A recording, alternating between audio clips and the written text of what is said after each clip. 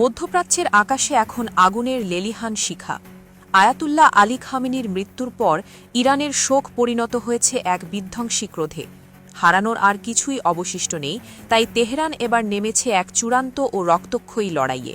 শুরু হয়েছে operation true promise 4, যার মূল লক্ষ্য মধ্যপ্রাচ্যের বিভিন্ন দেশে ছড়িয়ে থাকা মার্কিন সামরিক ঘাঁটি এবং ইসরায়েলি স্থাপনা। ইরানের রাষ্ট্রীয় গণমাধ্যমে প্রচারিত ভিডিও ফুটেজে দেখা যাচ্ছে শত শত ব্যালিস্টিক মিসাইল এবং ড্রোন ঝাঁকে ঝাঁকে উড়ে যাচ্ছে শত্রুর লক্ষ্যবস্তুর দিকে।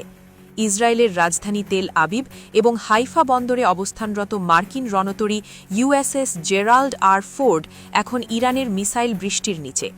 ইসরায়েল ইতিমধ্যেই তাদের প্রথম মৃত্যুর খবর স্বীকার করেছে, যা প্রমাণ করে পরিস্থিতি কতটা ভয়াবহ। ইরানের কৌশলগত শক্তি হরমুজ প্রণালী এখন পুরোপুরি অবরুদ্ধ। এই পথে কোনো জাহাজ ঢুকতে পারছে না। আইআরজিসি দাবি করেছে তারা মার্কিন নৌবাহিনীর MST নামের একটি যুদ্ধজাহাজে মিসাইল দিয়ে গুরুতর আঘাত হেনেছে। তাদের স্পষ্ট বার্তা, মার্কিন নৌবাহিনীর প্রতিটি যুদ্ধজাহাজ এখন তাদের ড্রোনের আওতার মধ্যে। গত কয়েক ঘণ্টায় ইরান শত্রুপক্ষের 12টি যুদ্ধ ও গোয়েন্দা ড্রোন ভূপাতিত করেছে, যার মধ্যে 5টি ইসরায়েলির হার্মিস ড্রোন বলে ধারণা করা হচ্ছে।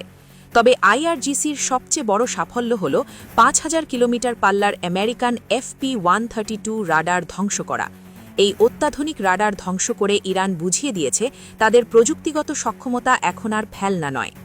শনিবারের হামলার পর থেকেই বাহরাইন, কুয়েত, কাতার, সংযুক্ত আরব আমিরাত এবং সৌদি আরব সহ 14টি দেশে থাকা মার্কিন ঘাঁটিগুলোতে আঘাত হানছে তেহরান। রিয়াদের আকাশ চিরে ছুটে গেছে ইরানি মিসাইল। দুবাই ইন্টারন্যাশনাল বিমানবন্দর এখন ধ্বংসস্তূপে পরিণত হয়েছে, যেখানে একের পর এক বিস্ফোরণ ঘটছে। কাতারে ইতিমধ্যে 16 জন আহতের খবর পাওয়া গেছে এবং সেখানে মাত্র কয়েক ঘণ্টায় 66টি মিসাইল ছুড়েছে ইরান। ইরান প্রমাণ করেছে তারা শুধু কথার বুলি আওড়ায় না, নেতার রক্তের বদলা নিতে তারা শেষ রক্তবিন্দু পর্যন্ত লড়তে প্রস্তুত। মধ্যপ্রাচ্যের মানচিত্র হয়তো এই যুদ্ধের পর আর আগের মতো থাকবে না। বিশ্ব এখন এক মহাযুদ্ধের দ্বার প্রান্তে দাঁড়িয়ে।